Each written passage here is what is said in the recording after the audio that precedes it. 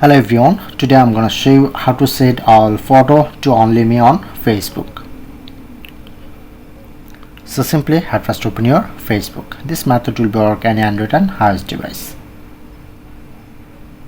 Click on to profile, three line, settings and privacy.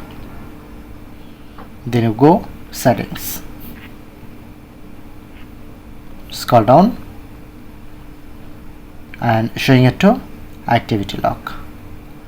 Press on, click on this arrow option, your Facebook activity. Click on to manage post.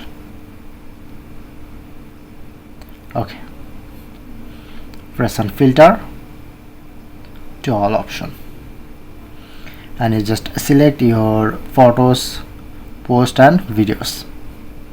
Like I'm select this. Then you get this, select all. Now select my all photo, video or post. Press on three dot, change audience. Press on to select only. Press on change. Now select all post to private.